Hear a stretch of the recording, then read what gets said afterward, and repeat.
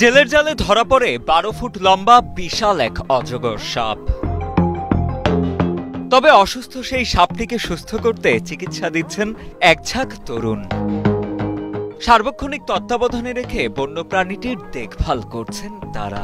মাথায় আঘাত পরে বর্তমান যে অবস্থা ছিল 80% ড্যামেজ।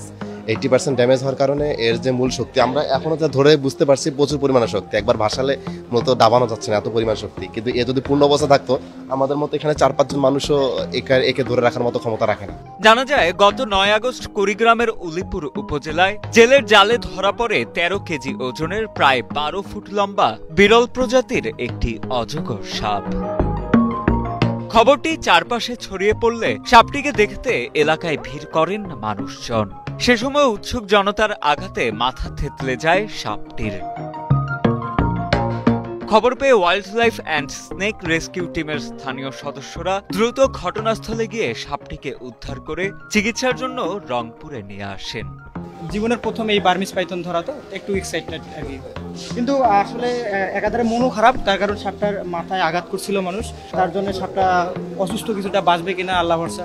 রংপুর চিড়িয়াখানায় প্রাথমিক চিকিৎসা দেয়া হয় সাপটিকে। এরপর থেকে লিজেন আহমেদ প্রান্তের তত্ত্বাবধানে চলছে সাপটির চিকিৎসা। 10 আগস্ট সকালে সাপটিকে কিছুক্ষণের জন্য নিয়ে আসা হয় রংপুর কারমাইকেল কলেজ প্রাঙ্গণে। সে সময় মুক্ত পরিবেশে বিরল প্রাণীটিকে দেখতে সেখানে ভিড় করেন শত শত উৎসুক জনতা। সামনাসামনি এভাবে দেখে খুব ভালো লাগতেছে, শুধু চিড়িয়াখানায় দেখা হয়েছে, ছবিতে দেখা হয়েছে, বাস্তবে এভাবে কাছাকাছি দেখা হয়নি কখনো। এই অজগর সাপ আমরা টিভিতে বা রংপুর চিড়িয়াখানায় আমাদের যে অজগরের যে আছে ওখানে দেখা যায় না ভালো মতো, অন্ধকারের মধ্যে যতটুকু দেখা যায়। আর এই যে আজকে ধরে এসে এটার ফিল্ডটা হচ্ছে অন্যরকম। সাপ কিন্তু আমাদের প্রতি যতটুকুই করে আমাদের কিন্তু বিভিন্ন ধরনের উপকার করে, কারণ বিষাক্ত পোকামাকড়গুলো তারা খেয়ে ফেলে। একটি সাপ তার জঙ্গলেই মানায়, চিড়িয়াখানায় মানায় না। প্রত্যেকটা জীব হোক মানুষ হোক সবারই স্বাধীনভাবে বেঁচে থাকার অধিকার আছে। এখন আমাদের উচিত এই সাপটাকে সঠিকভাবে পরিচর্যা করে যেখানে তার জন্য সেভাবে সেই জায়গায় তাকে স্থানান্তর করে দেওয়া।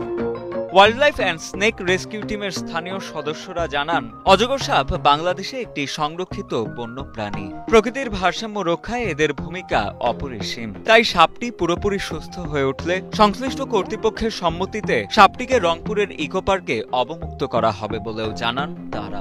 কালকে দেখি যে মাথায় প্রচুর আঘাত পায় এবং মুখের ভিতরে অনেক বেশি আঘাত, ক্ষত আছে, দাঁতগুলো ভেঙে গেছে। তো দীর্ঘদিন তার ট্রিটমেন্ট চালাইতে হবে। যদি আমরা ঠিকভাবে ট্রিটমেন্ট করতে পারি সেক্ষেত্রে সাপটাকে বাঁচানো পসিবল হবে।